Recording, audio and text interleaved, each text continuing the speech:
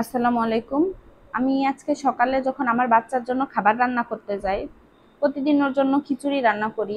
মাঝে মাঝে আবার অন্য কিছু করার চেষ্টা করি। তাই আজকে ভাবলাম যে কয়েকদিন ধরে টানা খিচুড়ি খাচ্ছে, তো একভাবে বাচ্চাদের ডাল ওই একই খাবার বাচ্চাদের বারবার দেওয়া ঠিক না। তো আজকে চিন্তা করলাম বিভিন্ন সবজি টবজি দিয়ে আজকে একটু জাউ রান্না করে দিব ওর জন্য। তো চাল টাল সবজি টবজি একসাথে বসাই দিছি প্রেসার কুকারে। বসানোর পর সিদ্ধ হয়ে গেছে। পরে প্রেসার কুকারে ঢাকনাটা সরানোর পর আমি সবজিটা চাকচাক করে একটু ঘুটে ওর ভিতর দিয়ে তারপরে হচ্ছে ডাল ঘুটনি দিয়ে ঘুরতেছিলাম।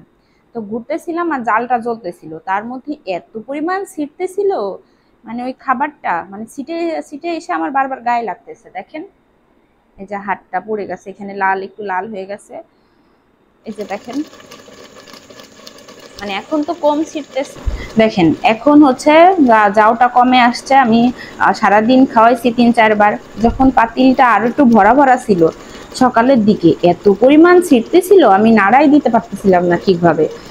পরে কোনো মতে আমি ডাল ঘুটনি দিয়ে চুলাটা বন্ধ করে ডাল ঘুটনি দিয়ে নাড়া দিয়ে পরে রেখে দিছি।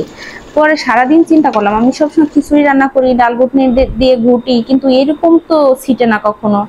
হ্যাঁ, এবার আজকে এত বেশি ছিটতেছে কেন? পরে আমি সারাদিন চিন্তা করে যে এখন চিন্তা করে ওইটা ঠিক করলাম যে আসলে কেন এত পরিমাণ ছিটতেছিল তখন।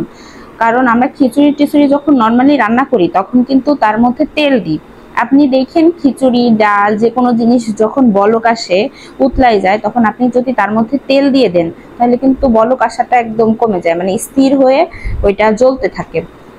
তো আমি খিচুড়ি রান্না করলেও তো তার মধ্যে তেল দিই, এজন্য এত পরিমাণ ছিটে না। তো যাও যে রান্না করছি সবজি দিয়ে এর মধ্যে তো আমি তেল দিইনি, তেল ছাড়া দিছি, এজন্যই এত পরিমাণ মানে ছিটতেছিল। তো বাস্তব জীবনেও দেখেন, যারা প্রকৃত ভালোবাসে তাদেরকে আমরা কিন্তু পছন্দ করি না, কিন্তু যারা আমাদের সকাল বিকেল রাত্রে 3 বেলা তেল মেরে চলে তাদের কিন্তু আমরা খুব পছন্দ করি, ওদেরকেই আমরা ভালো মনে করি। প্রকৃতির সাথে বাস্তবের কত মিল চিন্তা করেন।